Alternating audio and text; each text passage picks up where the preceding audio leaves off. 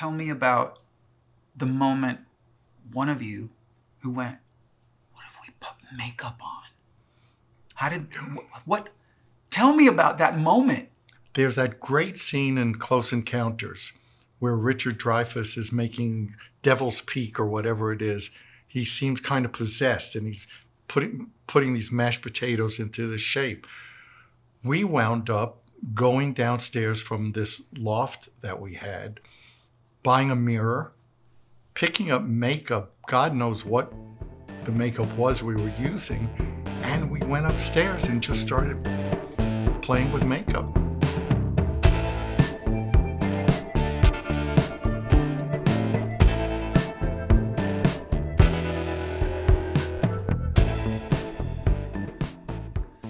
Been waiting a while to say these words. Welcome to Stories to Tell. Thanks for joining me and my future guests. Been filming episodes with an array of talented, interesting, funny, thoughtful, cool people. And any of you who've seen the promo reel, you know that the idea for this really came from almost the last 40 years of my life and career. Having met some really interesting people, and not just celebrities or superstars in some cases, but just people who've had interesting lives and are good at telling stories. That's really what this show is about. It's not so much of an interview. I'm not really an interviewer. I have collected some pretty fun stories. Like if you ever have me over to your house or we're just having a drink somewhere, I'm going to have a couple of good stories to tell you, to lay on you. And so I'm always looking for that in other people. Some of my guests, a lot of my guests, oh, there's a bird that's already a fan. Oh, seriously? Motherfucker. Some of my guests are dear friends of mine for decades. Some of my guests are newer friends. Almost everyone is someone so far who I know socially in some way. I thought it was a good jumping off point. And actually, it's just a great excuse to hang with these people because we all have busy lives. And, you know, the truth is that a lot of the people I've had on the show, it's been really for selfish reasons in that it's the perfect way to get to hang with them. We all have really busy lives. A lot of us are traveling and touring, and not that everybody's a traveling musician or performer, but you know, everybody's lives are busy. And sometimes it takes something like a show like this to be the perfect excuse to get together. And in many of the cases of the episodes you'll see, what you don't see is that we hug it out and I say thank you and then we go to dinner. It's been so fun to do these shows and hang with these people. And I'm looking forward to a lot more of my acquaintances and friends being guests, but I'm even more so looking forward to sitting down with people who I don't really know and hearing their lives and their stories. And we kind of cover, these episodes so far have covered everything from gut laughing to tears. Very grateful to everybody who's been my guest so far. We've banked some really, really great episodes I can't wait for you to see. So whether you're joining us with a tonic water or a club soda or a martini or a cup of coffee, just sit back, relax, and hang with us. And I'm so excited to introduce this episode. My first guest is Paul Stanley. If you ask me, the word icon and legend, those words are kind of overused and too freely used these days. When it comes to the band Kiss, they really, really do apply. And there are very few artists in the history of music who are as iconic to this day as the band Kiss. And as their lead singer, guitar player, and primary songwriter, Paul Stanley is synonymous with that band. What you'll find out in this episode is what he's like as a person and some other things that he does that you might not know about that are very individually him. Paul and I became friendly just a few years ago, actually during the pandemic. And it's been so fun to make a new friend at this stage of my life. And we have a lot in common. We have some people in common, but mostly we just have a lot of shared experiences, love for family, love for our fans, love for what we do. He's a really thoughtful, intelligent, funny guy with a heart of gold. And I loved my time with him, and I hope you enjoy this episode, the debut episode of Stories to Tell.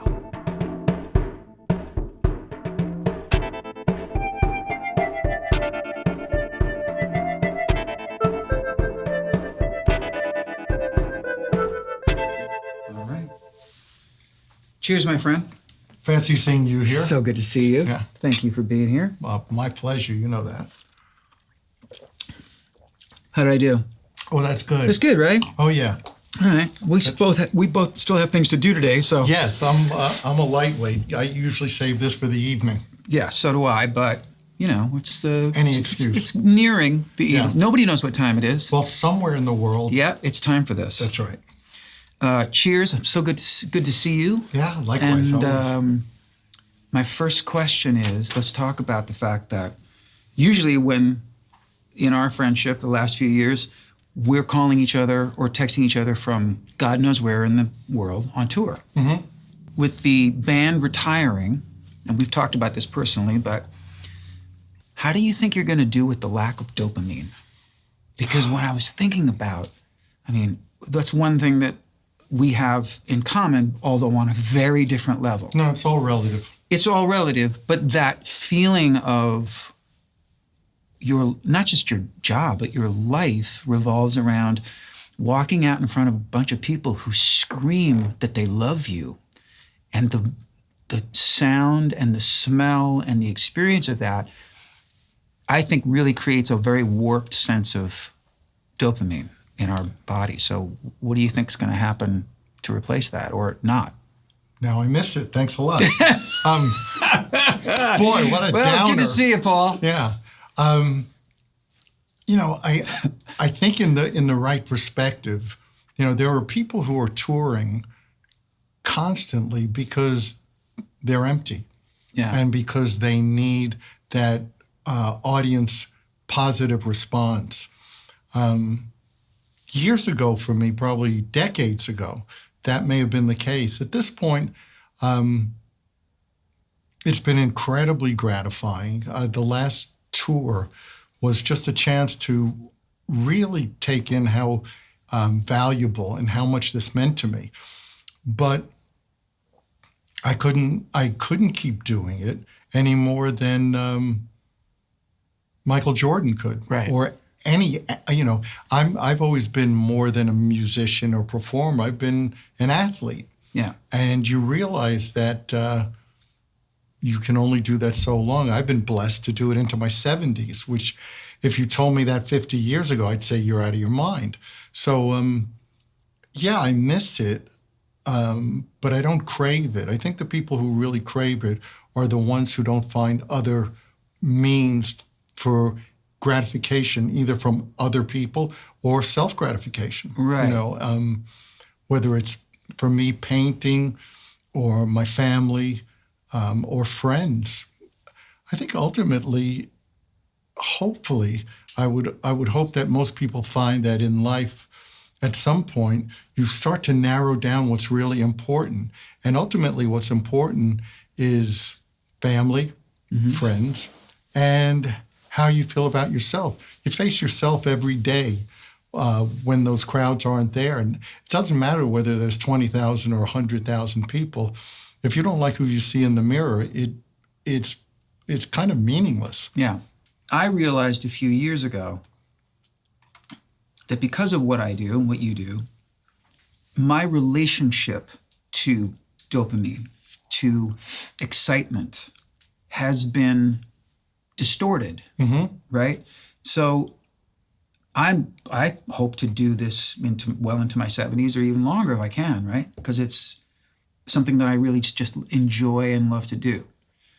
But I also recognize the fact that over time, as the longer time goes on, I sort of have to really make a great effort to appreciate things because of my distorted relationship with dopamine. So I can go to beautiful restaurant, or I can stay at a gorgeous resort, or I can have an experience with that anyone else on the planet would go, that's the greatest thing that's ever happened to me. And I recognize that it's wonderful and I enjoy it, but I also recognize that I'm not enjoying it the way I should because of my relationship to dopamine. Does that make any sense? Totally. I don't agree for me, which is thankful, because otherwise it would make it something that I would crave and would be very, very difficult to deal with removing myself from that. Dopamine and endorphins, that's, human produced heroin. Yeah. And it's addicting. I don't know. I think I've just come to some sort of terms with, I don't want to say settling, but at least realizing that you can't do that forever. And I hate to draw the analogy, but people who are in AA or any of those groups, you realize that you need to stop. You need to put that behind you. And then it's a matter of how you fill your time. I've seen people who went from drugs to becoming workout junkies. Right. So you need to find something, and you also need to understand that it's never going to match the high. It can't. It's its own animal.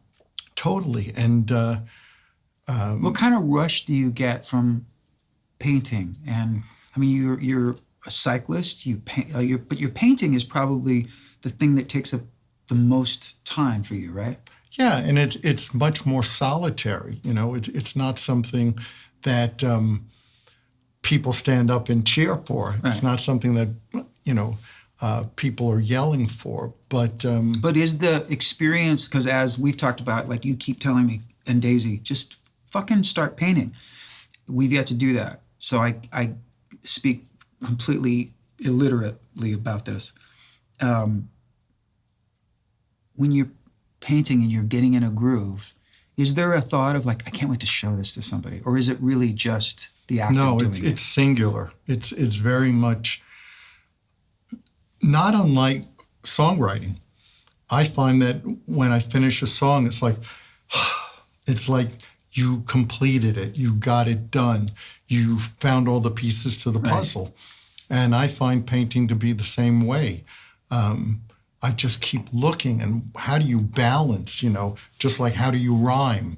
How does the melody work on the music? So satisfying in the same way, but no, there's no comparison, and nothing will ever take the place of those wonderful, amazing people around the world that for 50 years came to share, admiration and love, and it was reciprocal. I was there, man. Yeah, I mean, it's really about reciprocity. It was religious the night I saw.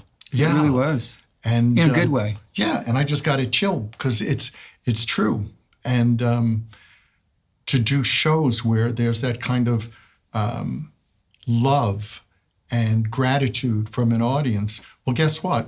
It's love and gratitude from me, and that reciprocity takes it to a whole different level. Yeah.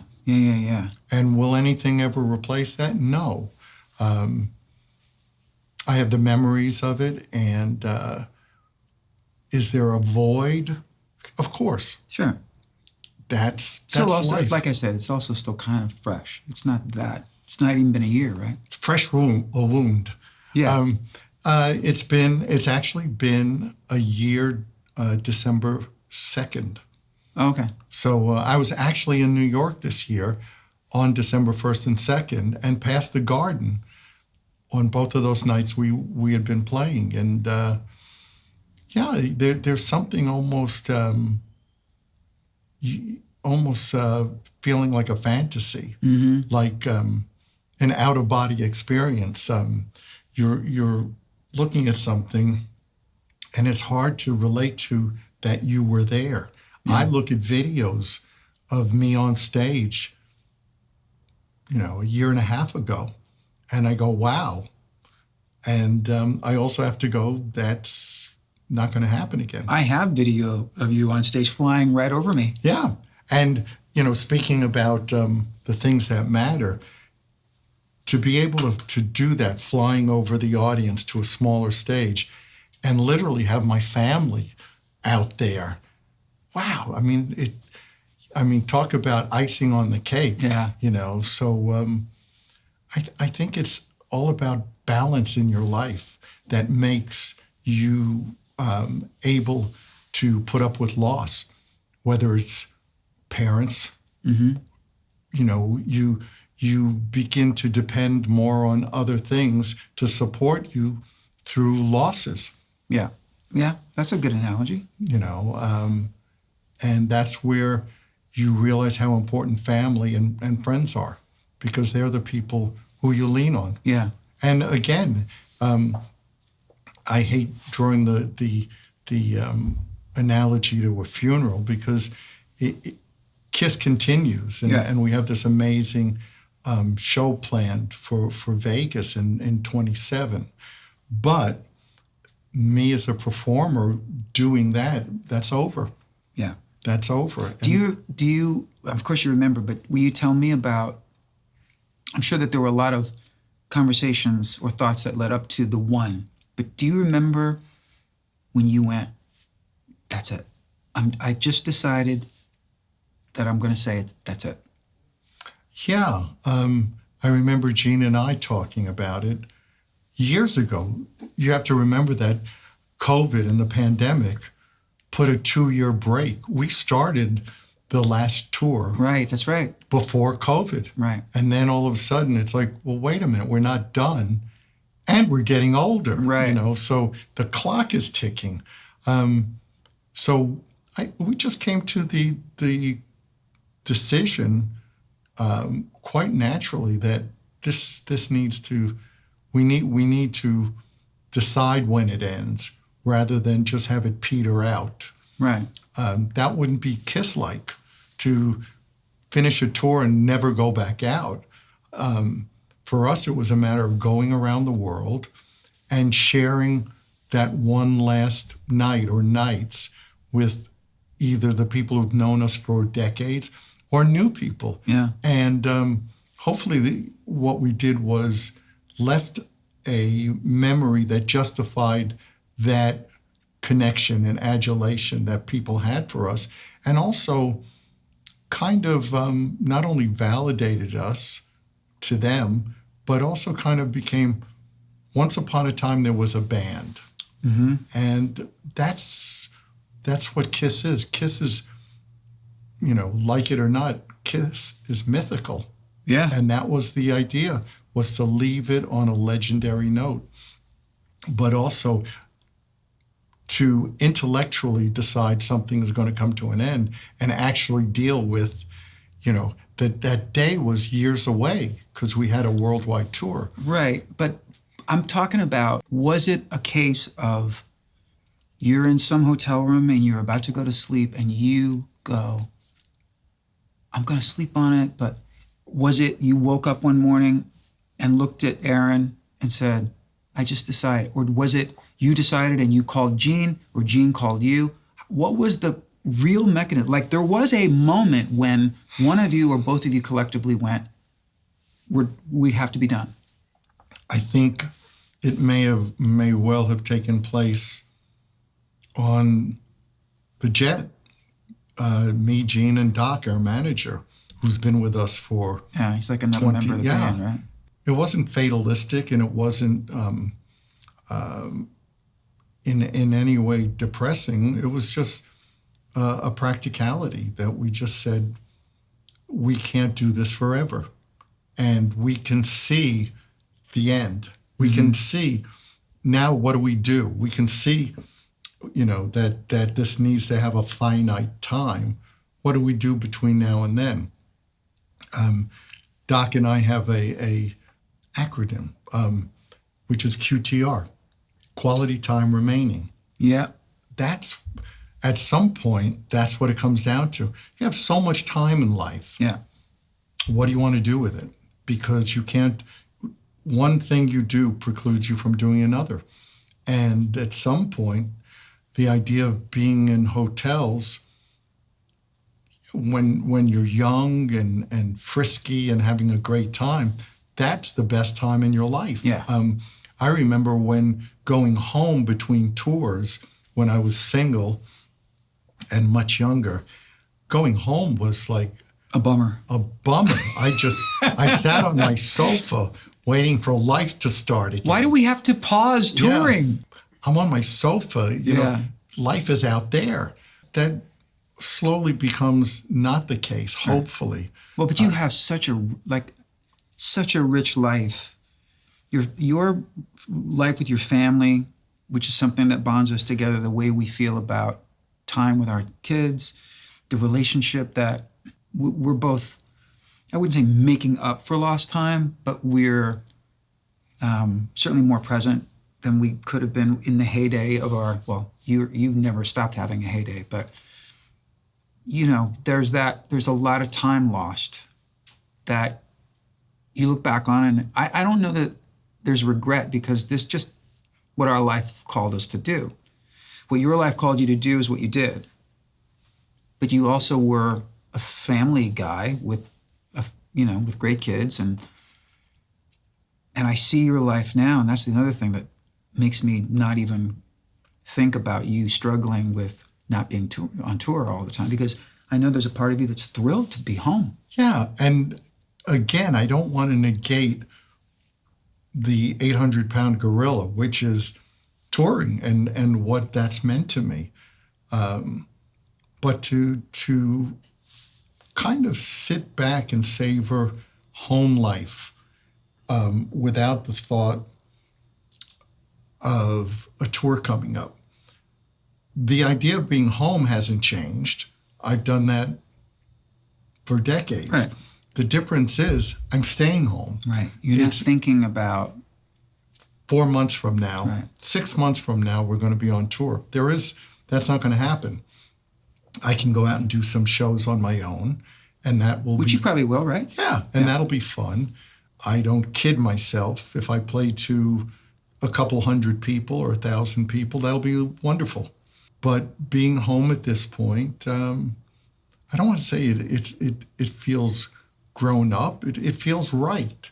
I remember when I used to go to clubs in New York City, and I remember seeing a guy at a bar with a comb-over hairdo and looking at that guy and going, I don't ever want to be that guy, where you're going, why don't you have a life? Yeah. Why aren't you home?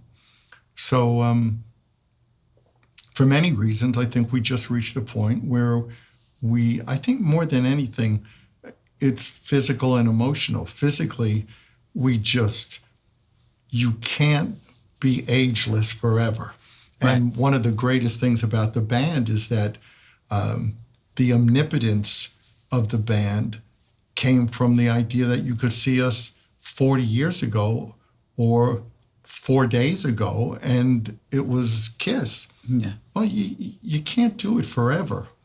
And it just became practicality and wanting to enjoy and savor the time that's left. And I have no plans on checking out anytime soon. But when I was much younger, I always saw life as kind of like a moving conveyor belt. And everybody was in front of me, and then it drops off. Well, now a whole lot of people are behind me. Yeah. So you kind of go, what do you do with that time? So it's also, in fact, I think one thing that's a little more unique for you is the age of your children. Thank God. It keeps me delusional. Yeah. Because my youngest is 13. My oldest Evan is 30, Colin's 18, Sarah's going to turn 16 in a week or two. But yeah, that kind of distorts my life in a good way, but also makes it important to remember your kids may be young, you may look pretty good for your age, but you are the age you are. Right. So enjoy the good parts of it, but don't kid yourself. Right. I'm blessed My dad made it to 101, and I have every intention of being around that long, but don't kid yourself. Life has an expiration date. And it's not quantity, it's quality at this point, for sure. Totally. The world has gotten smaller in some ways, but the idea of traveling and not doing it with 100 people and not doing it because there's a show and either doing it with Erin or doing it with the whole family, that's a terrific experience for me. Yeah. Tell me about the moment one of you, I'm assuming it had to be you or Gene, who went, what if we put makeup on? What? Tell me about that moment.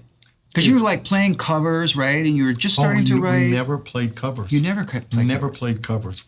When we played our first gig in New York, we were playing Strutter and Black Diamond, and we were playing our songs. Yeah.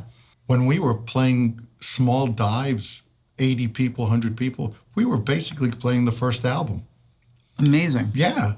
As far as the makeup, there's that great scene in Close Encounters where Richard Dreyfuss is making Devil's Peak or whatever it is. He seems kind of possessed, and he's putting these mashed potatoes into this shape. We wound up going downstairs from this loft that we had and going to the 5 and 10 down the street at 10 East 23rd Street, buying a mirror, picking up makeup, God knows what the makeup was we were using, and we went upstairs and just started playing with makeup. What were you guys wearing at that point on stage? We were wearing, actually Gene and I were wearing pants that I made. I read this in your book. Yeah. I loved your memoir. Thank you. So much. Well, I'm proud of it. I really wrote it. I was telling Colin a few days ago, I had the luxury of being able to write my story really for my kids when they're age, when it's appropriate for them to read it, because parents don't really get a chance. Sometimes if they have the foresight, they do videos. Oh, your children do videos of you asking questions and getting answers. So the book was really to give my kids a sense of what I went through, where I came from. And but I threw you off. I'm sorry. Yes. We'll come back to the book. But so you're wearing... Oh, yeah. So we wanted to be the band we never saw. We wanted to be the band that took what was being done a step further. I don't think we had any fantasies that we were musically adept or that we were virtuosos. We were virtuosos, But we had passion, and we had a take no prisoners attitude. And everything grew out of that. What we were doing was not popular at that time. In England and some of the related countries, there had been Bowie and Slade and, some bands with makeup of some sort. Mark Bolan or no? Yeah. T-Rex. Yeah. And that never caught on a big scale in America and was waning. We, for some reason, wound up in 8-inch platform boots and makeup. And But was it you and Gene riffing on it? I have to say that there was a synergy in spite of the tensions and the disparities that always existed in the original lineup, but it all fed off each other. Up until the very end of the touring, I said, we couldn't have started the band or made it happen without Peter and Ace, and we couldn't be around today with them. Right. So, but in the beginning, there was some sort of, simpatico, you can say, but yeah, a lot of it came from Gene and I sketching things or wanting to push the boundaries. I remember the band before Kiss that Gene and I had, Wicked Lester, which was not a band worth remembering or listening to. But I remember doing sketches of why don't all the people in the band have characters? I was going to say, it's not just makeup, it was personas. It was... Yeah. Well, time has proven that bands that try to pick up on the idea of costumes, it's hollow. Yeah. It's about what comes from inside. You can dress up, you can put a pot on your head or dress up as a rabbit. And unless you feel you're a rabbit, it's not going to work. Right. So what we were wearing was kind of the embodiment of who we saw ourselves as, whereas other people tried it and it just, honestly, just looked silly. Long after the makeup and those personas, it still took a minute, right? Oh my gosh, yeah. We did 3 albums, I think, in 18 months or something. Wow. Yeah, something crazy. It was like, oh, you don't like this? Yeah. How about this? Oh, you don't like that song? And not inexpensively, I'm sure. We worked fairly quickly. Gene and I. You were just relentless. Yeah. You believed in it. We believed in what we were doing, and we believed that it could be as powerful on a mass scale as we were seeing on a small scale. From the very beginning, I can remember people coming in to see us, even when the first or second album was out. And, I can remember playing the Agora in Columbus, Ohio. We walk out on stage and there's a girl in the front row just hitting her boyfriend and laughing at these idiots on stage. They weren't laughing at the end of the show. I mean, we were there to make converts. We were out there we were on a crusade. So writing songs. How many shows a year are you playing at that point? Oh my gosh. Over 200? Oh yeah, we could do 14 shows in a row. I mean, that we were even able to because we were spending our hours off stage celebrating being in a rock band. Yeah. In the beginning, someone was always sick in the band because we were enjoying the life. How often was that person you who was sick in the band? I can't tell you, but I smiled through it. Kind of like a badge of honor. Yeah. Cameron Crowe did the best movie of all time, and that's Almost Famous. Yeah. And Cameron lived it, so it wasn't a fantasy. And I look at that movie, and I've said to members of my family and others, that's what it was like. It was their debauchery. Yeah, but there was a purity to it. There was an it's almost like, innocence. look what we're getting to do. Yeah, and everyone who was involved loved music. Yeah. The women that were around, there was not, it sounds so antithetical or whatever, but it wasn't tawdry. It was about a common love of music, and everybody who was around us was celebrating rock and roll and what we did. So it was a great, great time. It was, I have no regrets, and I'm blessed that I'm in one piece and healthy. Yeah, very. The whole idea of sex, drugs, and rock and roll, from the very beginning, I said, you keep the drugs. Yeah. I just want the others. Yeah. Yeah. Did it feel gradual when you realized? Right around Kiss Alive, which was really the turning point. We went from selling 120,000 albums to millions and millions. And right around that time, I remember I used to always say to the road manager while I was in the dressing room, how are we doing?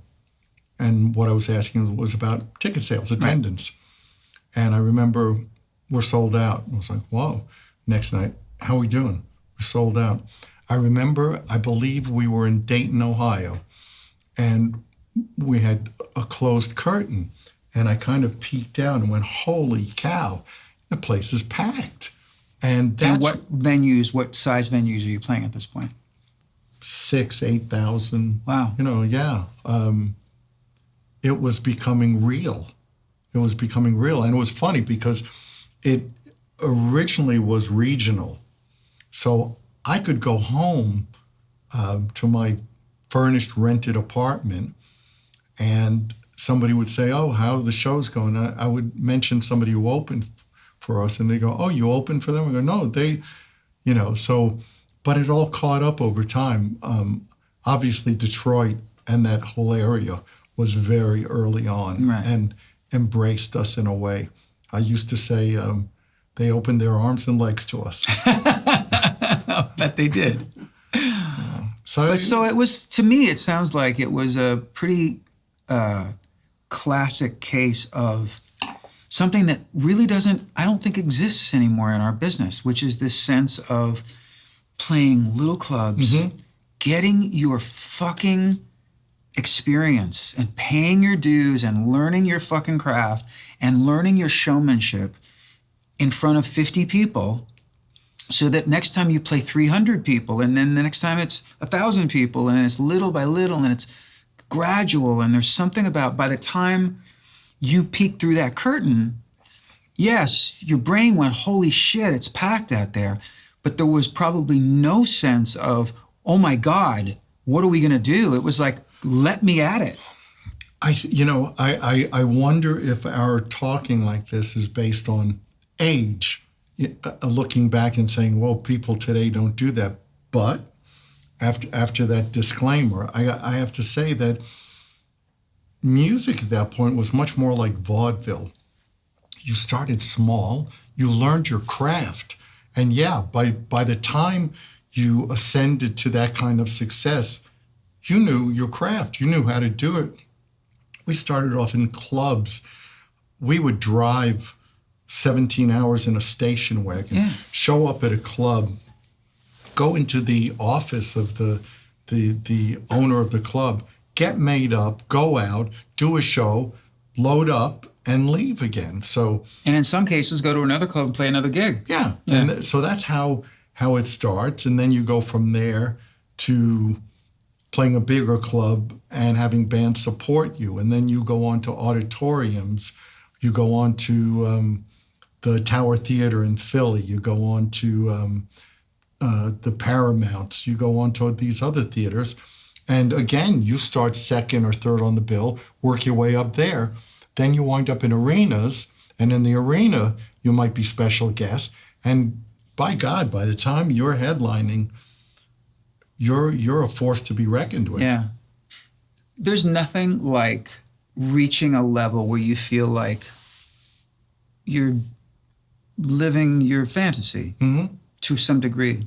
But I also feel like there's nothing like the climb. There's nothing like those years of one foot in front of the other and feeling the minute you start to feel traction, the minute you start to feel like, wow, there's more people showing up, or the venues are getting better. Like there was the sense of gradual ascent.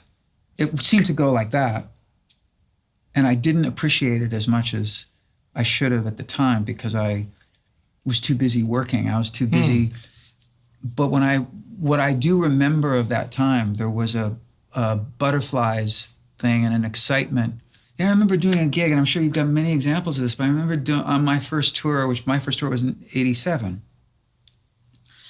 And Def Leppard's Hysteria album had just come out. And I was a huge fan of Def Leppard. And I remember I had a CD Walkman, and I had just bought at Best Buy or something, they made these little speakers that you could plug into the headphone jack. And I remember putting it on the bed of my motel. We were in a motel, like a road stop off the highway on our way to the next gig. And me and my band, my first band, we sat in that room and we sat on the floor and we listened to the Def Leppard album. And there was something so like high school-y, and we're a band and we're trying to slog our way through. And I had one song out and we're playing shitty clubs, and And I remember it wanting it to be better and had my eye on a bigger prize. But when I look back at that, it is with the benefit of age and also having accomplished a lot of what I wanted to do. When I look back on that, it's so sweet. It's such a sweet memory to me. I don't want to go back there, but... Yeah, I remember at the times where we were really struggling, so to speak, that same sense of we're a band. And I also had this thought, someday I'm going to look back on this and it's going to be the good old days. And I mean, we had so many instances where things weren't great, but that's kind of what you use as a springboard. You go, again, one of these days we'll look back, I can look back at us being stuck in San Francisco at the Vagabond Inn.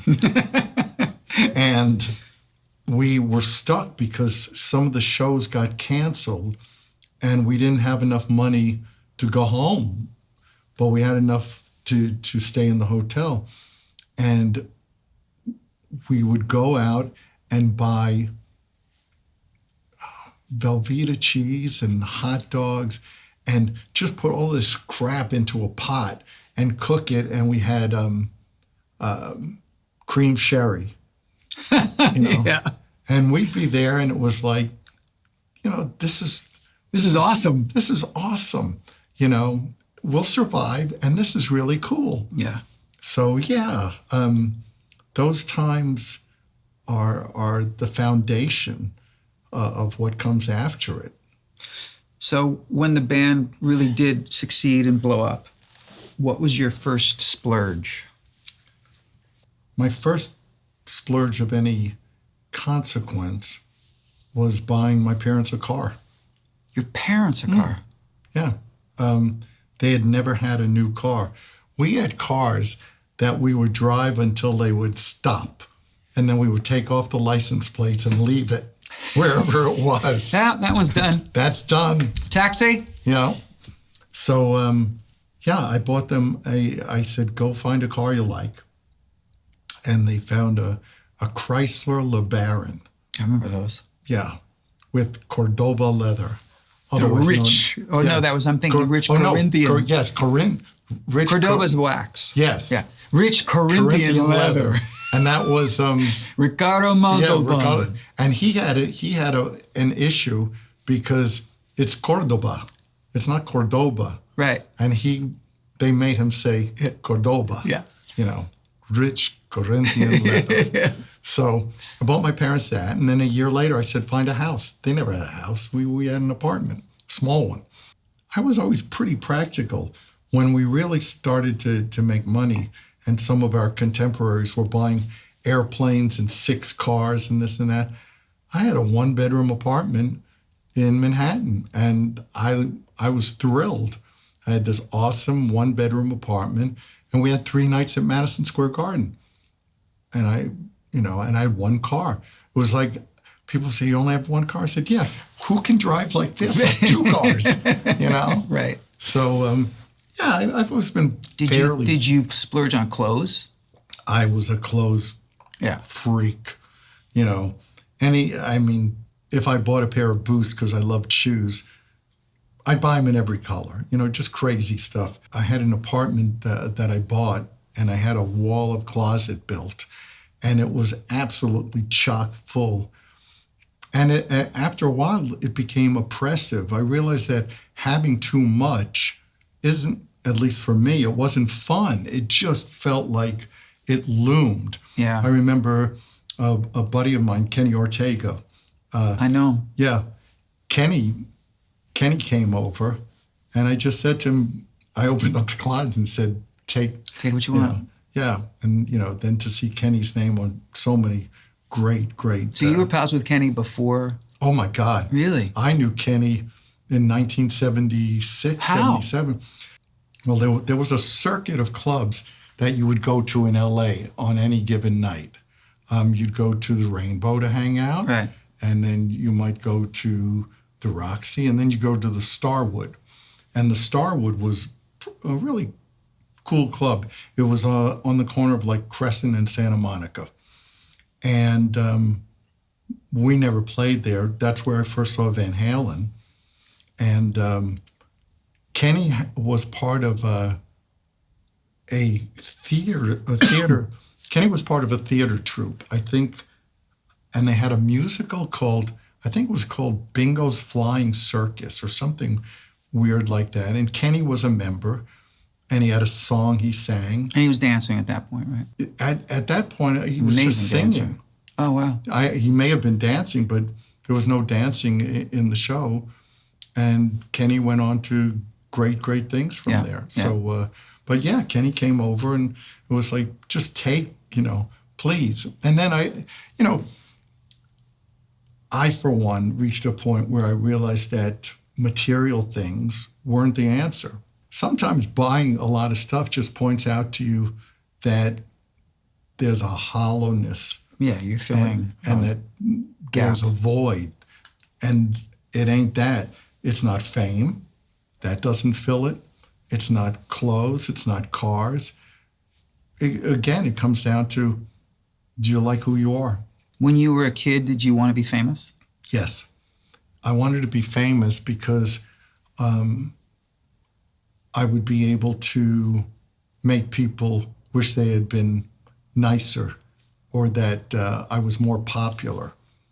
And I mean, in hindsight, I didn't make myself friendly. I didn't make myself accessible. I mean, we could go lay down on the couch and have a therapy session.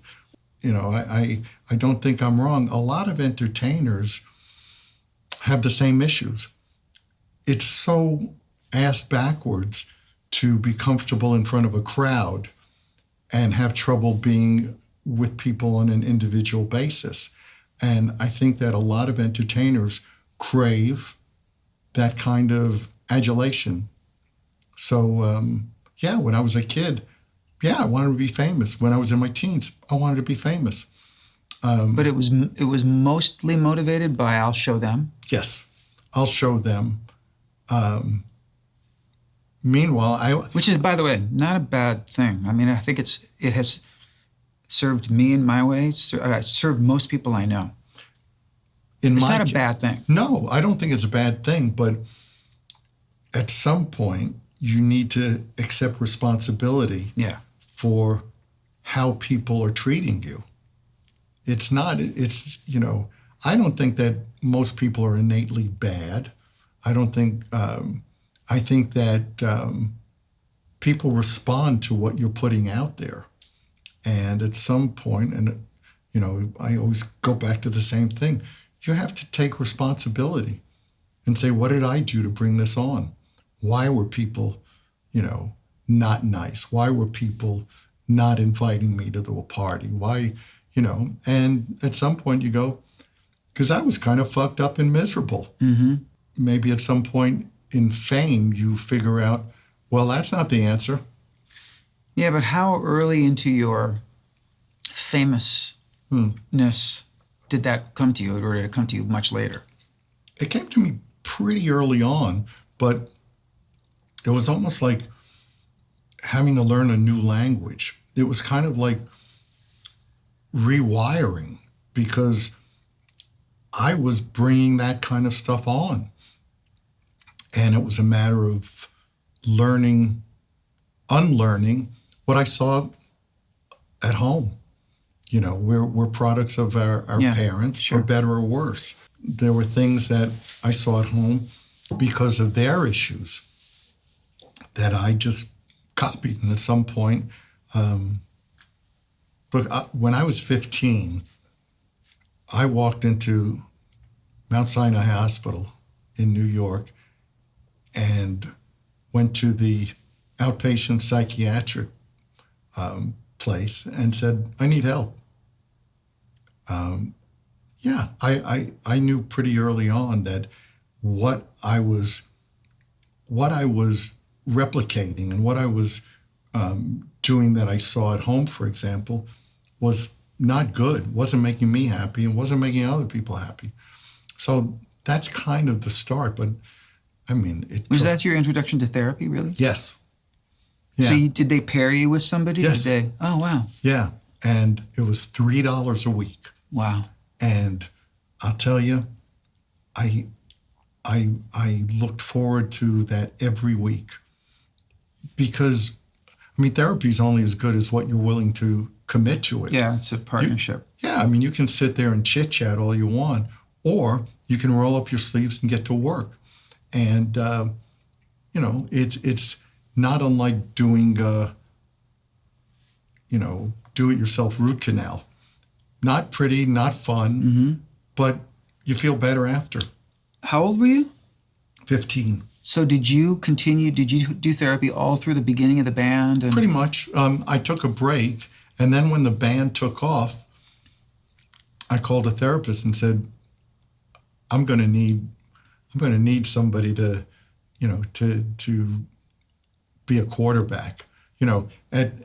At some point, I don't know about you, but for me, it felt like all of a sudden I realized I was on the roller coaster and we're getting pulled up. And you know that once you reach the top, you better hold on. Yeah. And as I was going up there, I said, I better get a co-pilot. And I reached out and got somebody to kind of like do some soul searching and hand holding. Was that someone who remained in your life for a long time? Yes. You're lucky. Yeah. That's really lucky. Yeah. Finding a great therapist is more difficult than people think. Yeah. Finding the right therapist. Yeah, and I think you're right, and it's not as easy as people think, and it also takes, again, you being willing to open up and share who you are, and then you find out if there's something. But just the idea of making time every week to go, chat. That's not therapy. No. And I'm a big believer in therapy, but you have to be ready to dive in. All of us get choices in life. We either live as victims and blame who we are on things that have happened in the past or our parents, and whose life is compromised then? Yours.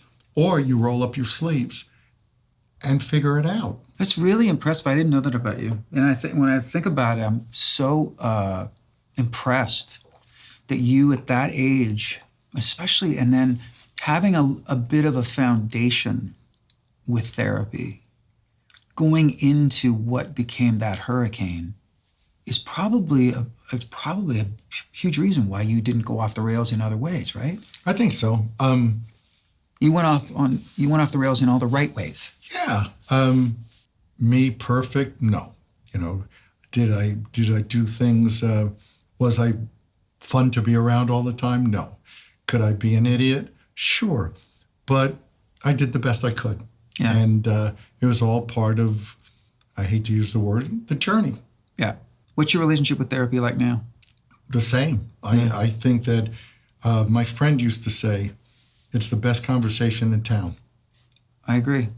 And I think therapy at its best teaches you your misconceptions about other people and allows you to be more comfortable with who you are when you start to find out that how you see other people isn't accurate. You're seeing somebody's feature reel, and it's just you're much better off once you have a better sense of who other people are and a better sense of why you are who you are. And that brings about change. Yeah. It's funny, though we never really deep dived on this, because now I'm thinking about conversations I've had with you where I was coming into some inevitable and well-timed realizations about my expectations of other people and my sense of judgment, which I didn't really recognize as judgment. at a time, like around the time that you and I started to have really interesting conversations, and I would always walk away from our breakfast or lunch, and sometimes topics would come up. And all full disclosure, it's not like we sit there and are just super fair about everybody. Sometimes you'll go, that guy's a fucking dick or whatever, right? But I would walk away from our conversation sometimes. You were sort of, without knowing it, you were reinforcing what I was starting to dive into in my own therapy with my therapist, where he was pointing things out to me that were long historic patterns on my part. And it just happened to be the conversations I would be having with you where you would go, yeah, but maybe he was this, or maybe she was like, you know, and it was like you were almost like a therapy chaser, like a, you know what I mean? Like, oh, there's my chaser. That's interesting because, you know, many of the people I know go, wow, you're so easy to talk to. I'm not judgmental one-on-one. I'm the last person to go, well, if I were you, well, I'm not you. Right. I haven't lived a day, you know, I've never experienced what you're experiencing. So I can talk about myself, or I could, you know, talk about options. But the last thing you ever need is somebody telling you what you should do. Right. You need to find out what you should do, and you'll come to that realization if you work on it. Yeah. I want you to talk a little bit about when you kind of broke off and did Phantom and you did stage work.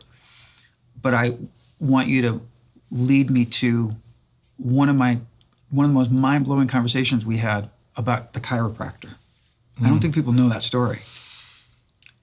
So do you want to talk about it? Yeah. I had to sigh because I'm not a fan of chiropractors. Yeah, I'm not either. I think calling them doctors is like calling somebody a doctor of sanitation. You know, You got to stop sugarcoating, man. You know, well, I think that a chiropractor serves a purpose. Yeah. But the idea of anybody, you can call it manipulation, that's insanity. Having somebody wrench your neck is absolutely insane.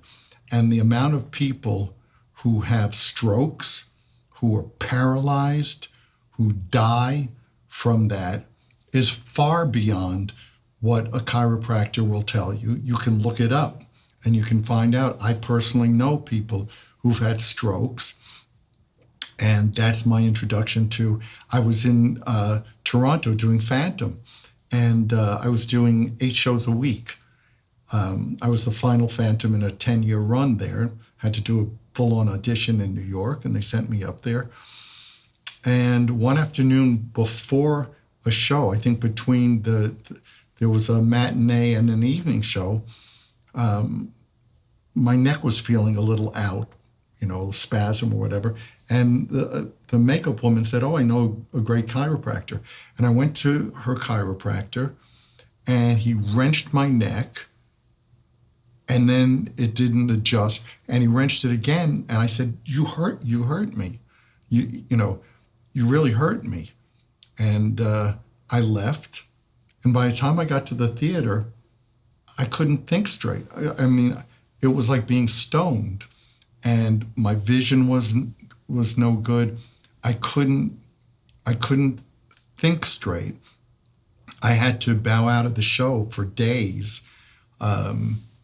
and I had to go to a hospital, and they were afraid that I could have a stroke. They did MRIs and everything, and that was my last experience with a chiropractor. And again, since then, I've known chiropractors. You want to adjust my back, you want to adjust my hips, great. Keep your fucking hands off my neck. Oh no, that person didn't know. Yeah, that's what that person would say too. Exactly. So no, I'm totally against anything like that, and I think you know, that's like your trainer is a doctor of physical, you know, activity. I mean, the whole idea of attaching doctor is so misleading. And I don't care who the chiropractor is. I've said it to their faces. They serve a function, but by no means is being a bone cracker make you a doctor. Yeah. But that horrific experience aside, that was a really wonderful thing for you, right? It was eye-opening. I had seen a totally different kind of singing. Oh, the technique is so different. And the last thing I would want to do is desecrate a beautiful musical with a beautiful score by turning it into Rocky Horror Show. Yeah. And they wouldn't let me anyway. I mean, you trained really hard for it, right? Well, Hal Prince's, I went to New York and did a full audition, and then I went up to Toronto and worked my ass off every day and worked with a vocal coach to try to get me through some little problem areas. But it was daunting. I was blessed, and perhaps you have something that's analogous. When I saw the Beatles, when I was a kid, and I saw the Beatles on TV, I was a pudgy little kid with a deformed ear and deaf on one side, and didn't play an instrument. And I saw the Beatles, and I went, I can do that. Didn't mean I could be the Beatles. I can touch that nerve with no logical reason for thinking that. And because your parents weren't musicians, or everybody in my family sang well. Yeah, but no. Right. And there was no history of choosing entertainment as a career. Painfully shy. Right. After we became quite successful, I was in the West End in London, and I saw Phantom there, and there was a scene. And in that scene, I went, I know what's going on there. I can do that. And for 10 years, it just ate at me. And at some point, my agent at CAA called me and said, do you have any interest in doing theater? I grew up with theater and classical music and opera. And I said, yeah. And well, you'd have to go audition. I said, well, what's it for? And he said, Phantom. I said, book a ticket.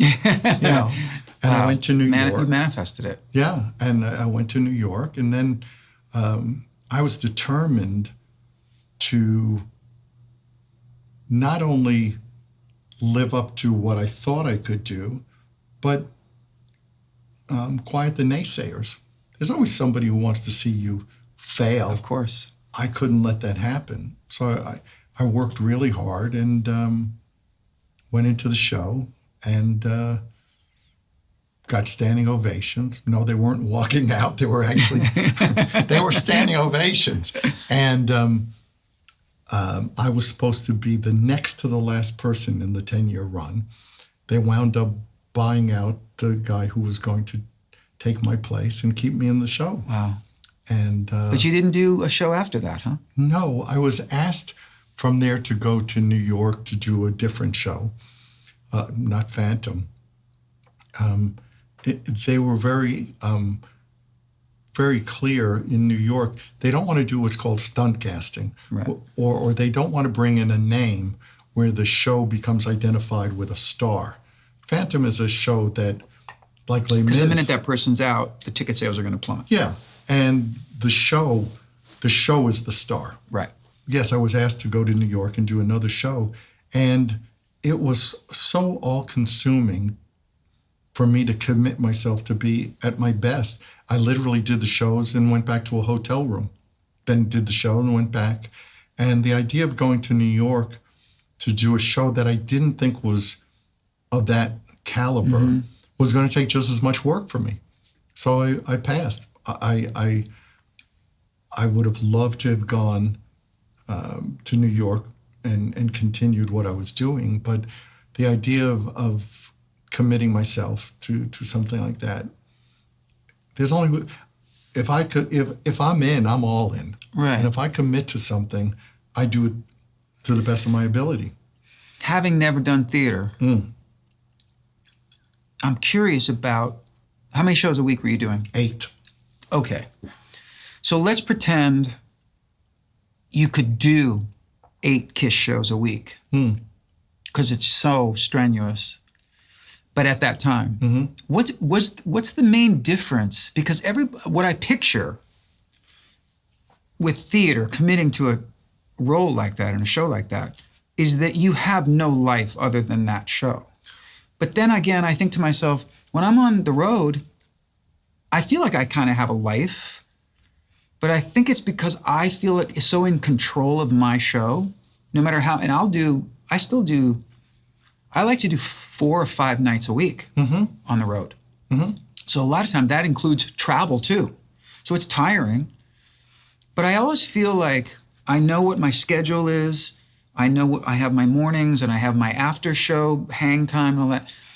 Can you tell me, like, it's such a different thing than when you're touring with the band, right? Well, for me, it was very different than other people in the show who were all bona fide Broadway performers, seasoned performers. For me, this was, in the best way, a Herculean effort. And for me to be able to do it, I had to dedicate myself totally. Everyone else had lives and did things. I see. But for me, it was such a stretch and took so much concentration and focus to make it happen that it meant committing myself completely. It's such an interesting thing that when I was doing it and I was doing quite well, people would say, "Oh, this is a natural role for you." And I was like, "Why? Because I'm doing it well?" You know, it was an all-consuming, totally committed time for me, and I loved it, and I loved the discipline. In rock and roll, oh, my toe hurts, or I got a splinter in my finger.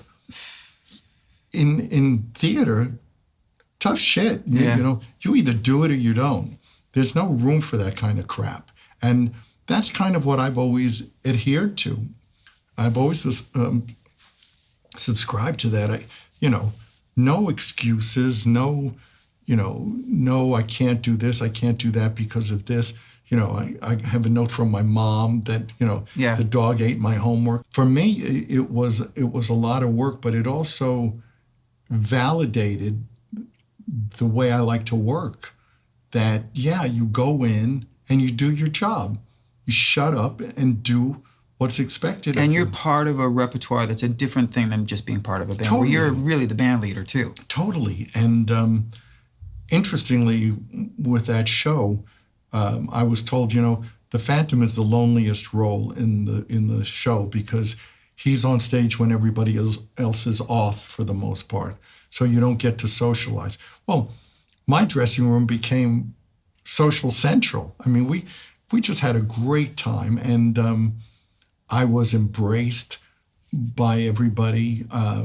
Perhaps initially they questioned whether I could do it, and I totally get it. That bozo with the white makeup's going to come in and do Phantom of the Opera. But we had an awesome time, and people were so kind to me and so supportive. Would you want to do something like that again? I don't now think that I you can.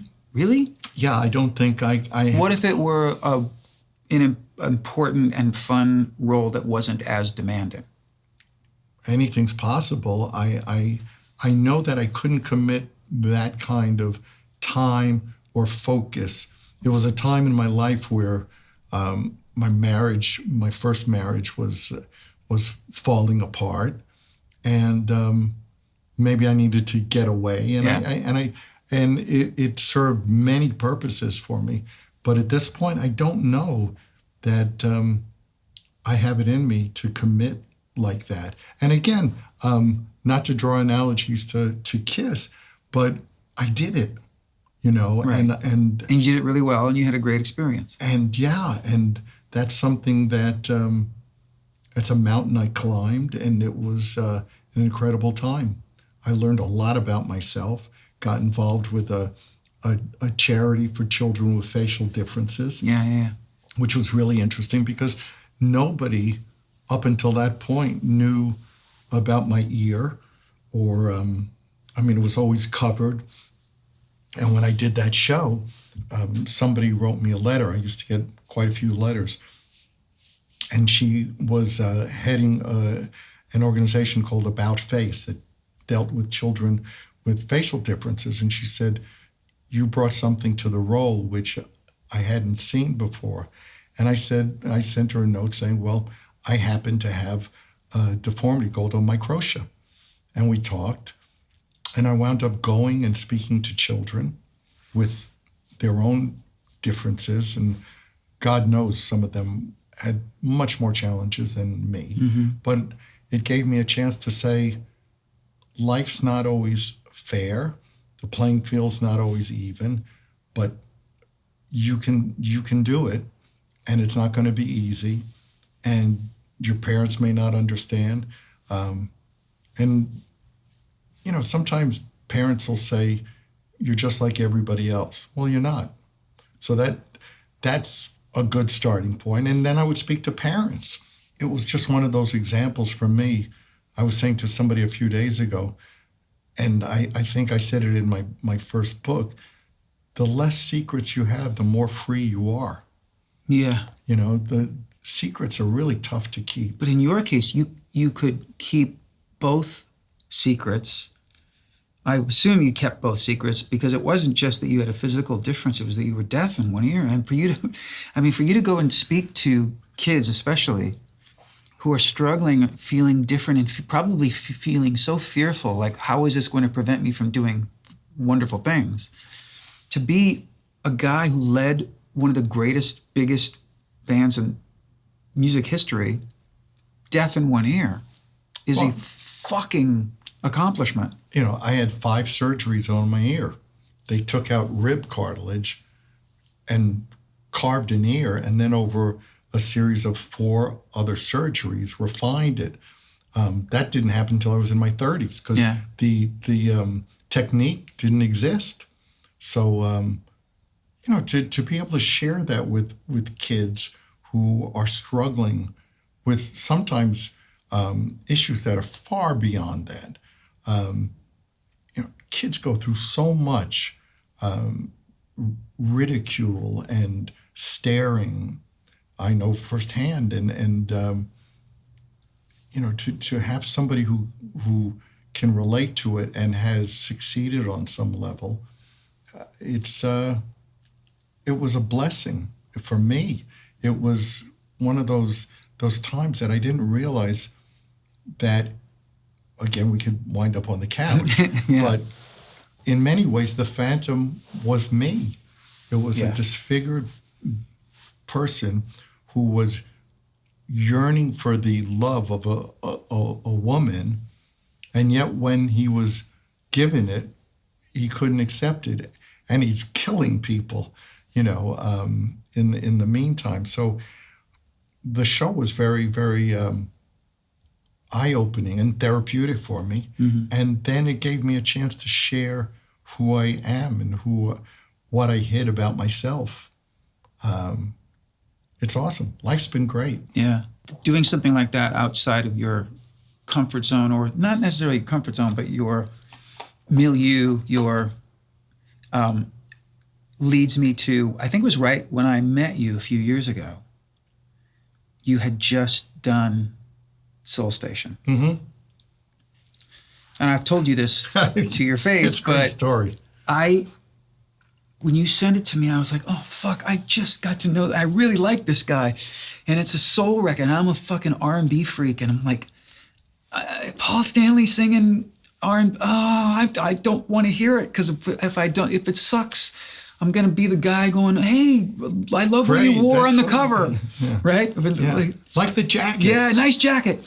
And I put it on in the car, and I couldn't believe how great it was. Yeah. And not just great and authentic, but I never heard you sing like that. I didn't know that you could sing like that. And then I remember saying to Daisy, I couldn't wait to play it for her.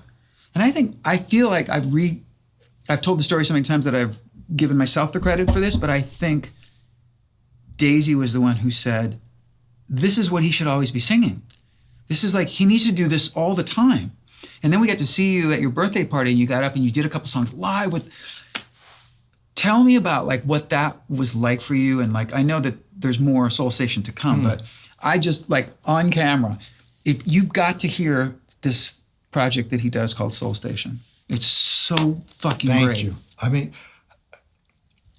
I grew up with R&B. I grew up with Philly soul, with Gamble and Huff, and Motown with Holland Dozier Holland, and Tom Bell at Philly soul at Philadelphia International. All that music was. I saw Otis Redding when I was in my teens, so that music was as important to me as the British rock, blues rock that I found my way into. And as I'm saying, I'm going, well, I was a big fan of Steve Marriott from Humble Pie. Steve Marriott was immersed in that. You know, Rod, you know. Yeah. So he said, I just wish my whole life I was Sam Cooke. Yeah. Between Sam Cooke and David Ruffin. I remember seeing Rod at the Garden in 77, I think, and just going, holy shit, you know, this guy is the bee's knees. This guy is amazing. So whether it was Smokey and the Miracles or the Four Tops or the Delphonics out of Philly, there was so much brilliant music, and it was also orchestrated beautifully. It wasn't just great melodies and songwriting, which was brilliant, but the arranger, the string arranger, Paul Reiser, was a kid. All that music just meant so much to me that, you know, I don't know, 10 years ago, I just thought, wow, I'd love to sing. Well, I'd love to hear those songs. And the idea of being able to be surrounded by that. And the band just fell together. And it's like a family. We just love playing. And the idea is to do those songs, not karaoke, but capture the essence. And yeah, we're pretty close to the originals. But I think what makes the recordings and the band live so powerful is that, not unlike Kiss, it's not about mimicking or the exterior of it. It's the heart of it. Yeah. Those songs, you know, you're talking about hearing it the first time or dreading it. I remember being with Rod up at Starbucks, and we're talking for a minute. I'm talking about, Soul Station, you know, my band and this and that. And he goes, who sings? Not you. Certainly not you, mate. Who sings? I go, I do. And he goes, and totally honest and without any attitude, he said, you can handle those songs, you know? I said, here. And I put it on. And it was very funny. Yeah. You know, he listened to the whole thing and then he goes, I got to go to Vegas and sing Do You Think I'm Sexy? You know? Well, but I mean, talk about getting a little, almost like a little knighthood from... And Paul Rodgers loves the album. You know, people who I very much respect. Yeah. And I mean, it's a passion. It's nothing that I did on a whim. What's next for Soul Station, though? Shows. We'll book some shows. My guess is we might go back to Japan. We did 12 shows in 6 days there. 2 shows a day. Damn. Yeah. And it's glorious. I do it. They know. I don't want to be paid. I don't want to have an expensive hobby either. Right. But as long as they're taken care of, I'm happy. Yeah. You know, it's glorious music. But that's the thing I noticed when I saw you guys play live at your party, was that it was love coming out of it from all of you. Totally. It was just sort of like, and I get it, like any time that, you know, if I just bust out a cover at a gig, or even if it's just me on an acoustic guitar or whatever, or sometimes I sit at the piano before I do a ballad, and I'll just start playing What You Won't Do for Love by Bobby Caldwell, because it's one of my favorite songs of all time. and the audience loves it because everybody knows it. But when people, after the show, I've just played for 2 hours and a lot of hits and my songs that I wrote all of them, and people go, "Oh my God, I love when you did that Bobby Caldwell." And I'm like, "Did you see the rest of the fucking show?" Yeah. But I realize it's that there's so much love coming through. Totally. Paying and respect it's to those connecting songs. to, there's an emotional tie to something in their lives. Yeah. And a photograph, a snapshot of something in their lives. When we've done Just My Imagination, Mm-hmm. when the guitar starts, you hear the audience go, oh, interestingly, people don't necessarily remember songs until they hear them. Yeah. And then they go, "Oh, I know that one." Yeah. Delphonics, La La Means I Love You. Yeah. It's just a killer song. So for me, it's such a joy. It's a selfish joy. I do it because I love it. Otis Williams heard our version of Just My Imagination, and he goes, "It's as good as ours." Wow. And I'm like, "Okay, I can hang up now." Yeah. So yeah, it's a matter of committing yourself, digging into yourself. I think that's what, and by no means am I putting myself in that class, but all the great song interpreters understand lyrics the way an actor understands a script. Yeah. And whether it's Rod or anybody who covers material, they know the lyric. And what I say to people who come to me and ask me about their singing, I say, the first thing you got to do is look at the lyric. It's not a matter of memorizing the lyric. It's a matter of reading it and understanding what that is. Because talking about some of these talent shows that are on TV, Yeah. some of these people are doing all kinds of vocal acrobatics. Mm-hmm. And I've said to Aaron, I've gone, they might as well be singing in Mandarin. Yeah. It means nothing. They have no clue. Yeah, they're hitting it out of the park, as far as acrobatics. But where's the lyric? Luther Vandross used to say, "Sing to me, not at me." Yeah, exactly. I sent you a singer that I saw on Instagram who you should love. When did you send it? Yesterday or the day before. I'm not caught up yet. Yeah. You'll talk about Luther. This is right up that alley. Not Justin... No. No. That's an acquired taste. Yes. He keeps sending me, and I'm not going to say the guy's name because I don't want to embarrass him, although he certainly is beyond embarrassment, apparently.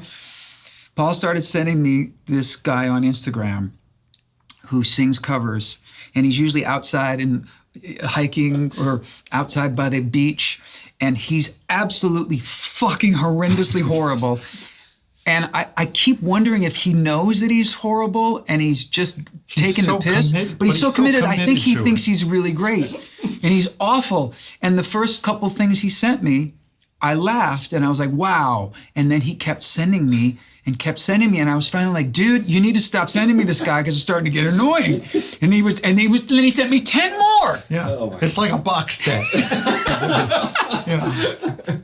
Same thing. And then sometimes we'll be having a conversation on text about something great, like or sharing some musical thing that we really love. And then 30 seconds will go by and it'll ping, and it's Paul sending me another one of his fucking videos. Yeah. On that note, yes. I don't know, many names will come to mind, but just tell me the first one that comes to mind. If you could have traded voices with anybody in the world, who would it have been? Oh my gosh. Other than the kid we're talking about. Oh my gosh. Yeah, that would be that would be something.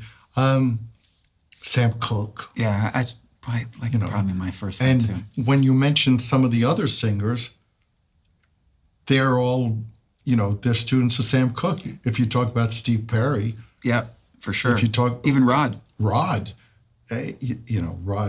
got that. So, although Rod has said that his style was influenced mostly by Sam Cooke, Otis, and Al Jolson. Wow. And I went, what? He said, oh, yeah, mate, I grew up on Al Jolson, too. The beauty of being an artist is taking your inspirations and turning them into something that is less identifiable. Yeah. So yeah, Robert Plant at his greatest. I saw Zeppelin in '69, so I was like 17, and that was a religious experience. That set a bar for me that I could never reach, but it said this kind of excellence exists, this kind of perfection, the band, the synergy, the chemistry, the sexuality, the presentation was so mind-boggling. The way they just played together and just went off on, and Robert's singing was like, how can anybody do that? Yeah. So I would have to mention him. Steve Marriott in his prime was also another. When we were talking about song interpreters and stylists, Tony Bennett. Yes. Tony Bennett is just... To the end. To the end. I saw him a year or so before he died, and it was still phenomenal. And that's the perfect example of somebody who savors every word in a song. Yes. And understands what he's singing about. So that's like palpable. Well, I had this incredible opportunity a couple times over the years to produce Barbra Streisand. And she said something to me in a session once that I never forgot, which I was like, of course. It was the first time I was working with her. And we're working on a section. It was a pop song that I had written and she was recording. And she was a workhorse. But there was this one section that I was like working her hard. And I said, I feel like we're getting away from it. And she goes, yeah, you know why? Because I'm singing it. I have to act it. I can't. And I thought, this is maybe the premier female vocalist of all time saying, well, I'm not really a singer. I'm an actress who sings. Well, interestingly, because there's an album of Tony's called The Art of Excellence. Oh, of course I know it. And it's all new songs, relatively new. There are no standards. And his grasping of lyrics is acting. There's a savoring and a depth that when he's singing, he might as well be in a movie scene. Yeah. So yeah, that's what I think is lacking from a lot of current day singers, is that they're not focusing on lyrics. I agree. They're focusing on technique or acrobatics, but the poetic, aspect of a lyric is lost. Well, speaking of singers, I do this thing I wrap up these episodes with a gift. I decided when I started to do these shows, I wanted to give every guest a gift, and I thought, vinyl. Whether you have a record player anymore or whatever. I do. Vinyl is still vinyl, So I thought, what am I going to give Paul? I thought about it, and I thought about it, and I thought, I hope I nailed it. This is going to be obscure to a lot of our viewers. Wow. John Farnham, unfortunately in America, has never, ever gotten an iota, a fraction of the accolades that he deserves. He's just a mind-boggling singer. You've done shows with him. And in Australia, he's God. He's God. And he's gone through some very horrific times. Yeah. And boy, that guy can sing. But I thought, I know, because we've been talking about him the last, year or so. Mm-hmm. When you realized that I had worked with him, or I forget how it was that we connected on John Farnham, and when I knew that you really got it, like you appreciate him the way I do. I did this, I think I might have told you this, but in the 90s, I played a couple nights at the Greek Theater. And John came into town for something. And so we were hanging out. We'd already been friendly. We'd written some songs together. And I've always said, for as long as I can remember, to me, Sam Cooke is the greatest singer who ever lived, and John Farnham's the greatest singer alive. Not anymore, obviously, right now because of some health stuff that he's had. But this is when he was still just like vocally just. So he's in LA.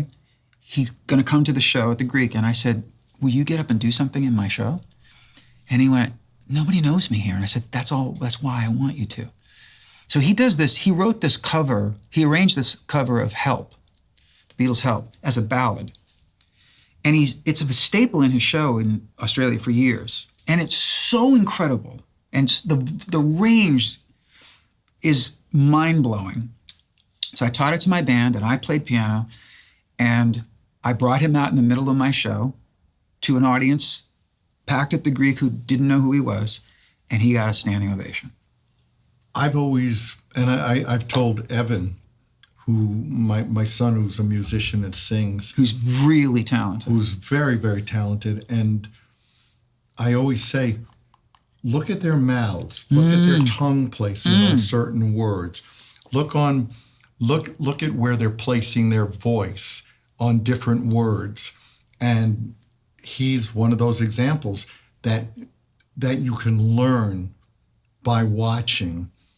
It's not just a matter of what he's doing, but trying to understand how he does it. Well, he's a great rock singer with tons of rasp and power, but he's really also an opera singer. He could sing opera easily.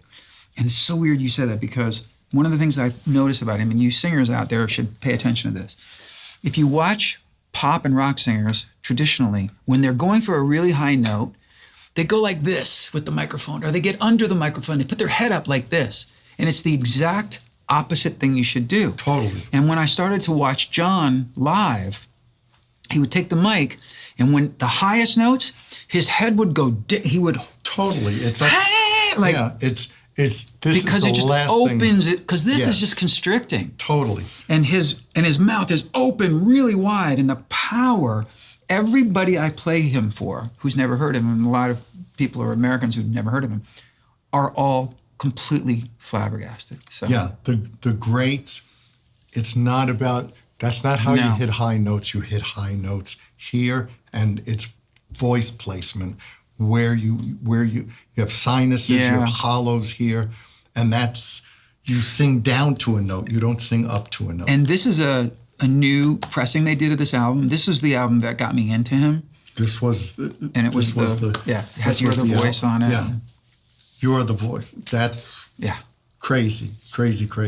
So thank you for being here. Thanks for being my guest. I hope you enjoy that. We should maybe open a bottle of your wine. Yes, or And by your wine, I don't mean one of the bottles that he has at home that's in his stash, but he has his own wine.